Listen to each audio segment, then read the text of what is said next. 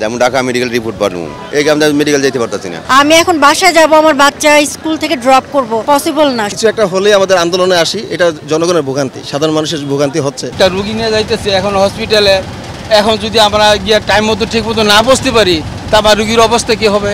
সবাই চায় একটা চাকরির জন্য, আর চাকরিতে যাওয়ার অবস্থায় এই কোটা সেই কোটা অনেক ধরনের কোটা এসে এখানে হাজির হয়। এটা যত জলদি শেষ হবে ততই ভালো হবে, এবং প্রশাসনিক ক্ষেত্রে যদি এটা ভালো করে দেখতে পারে তাহলে এটা আরও ভালো হবে। এবং ভাইদের অনেক প্রচেষ্টা, এটা তাদের কষ্ট এবং সবারই কষ্ট বলতে গেলে।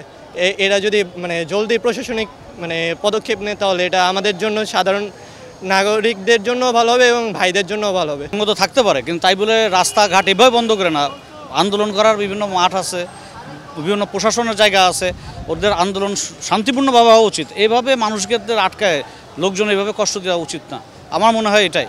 আন্দোলনের যুক্তি হয়তো থাকতে পারে, কোটা আন্দোলনের সমর্থন যে করছি না তা না, কিন্তু তার মানে এই না যে টোটাল অরাজকতা সৃষ্টি করে এটা করতে হবে। অবশ্যই সরকার তো, আমার মনে হয় যতটুকু যা শুনলাম গতকাল পর্যন্ত, যেটুকু আপনাদের মিডিয়ার মাধ্যমে জানতে পেরেছি, তাতে তো সরকারও দেখছি নমনীয় তো আছে। সরকার তো বলছে না যে আমি দিব না বা আমি প্রত্যাহার করছি, তাও তো বলছে না।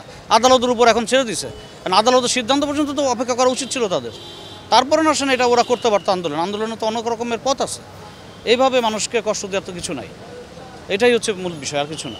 যেমন ঢাকা মেডিকেল রিপোর্ট পাঠাবো, বনানির মাথা থেকে ওই বন্ধ, সব কিছু বন্ধ।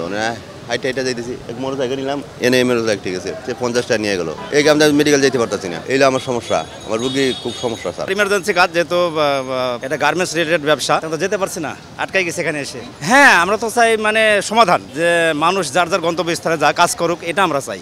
এটা তো সরকারেরই খুব ইমার্জেন্সি, ইমিডিয়েটলি সমাধান করা উচিত। কারণ দেশের মানুষ যে ভুক্তভোগী দেখতেছেনই তো। আমি এখন বাসায় যাব, আমার বাচ্চা স্কুল থেকে ড্রপ করব, পসিবল না, সম্ভব না।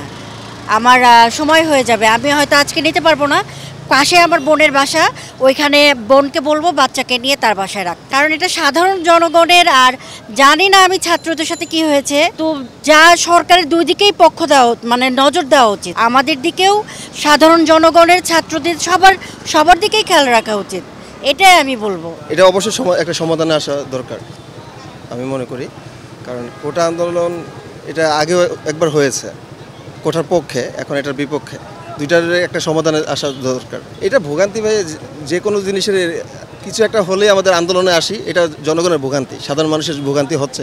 এটা মেনে নিতেই হবে যে আমাদের বাংলাদেশের প্রেক্ষাপটে এটা একটা ভোগান্তি হিসেবে আমরা পেয়ে থাকি। যে কোনো আন্দোলন হলে, কিছু একটা হলে আমরা সাধারণ জনতা এটার পিছনে ভুগতেছি। যত তাড়াতাড়ি সমাধান হবে তত তাড়াতাড়ি আমাদের সাধারণ জনগণের বেশি ভালো হবে, তাহলে আমরা এই ভোগান্তিটার পড়তে হবে না। কারণ এই কষ্টের কারণে সবাই কষ্টে আছে এখন, এই দুর্ভোগের কারণে।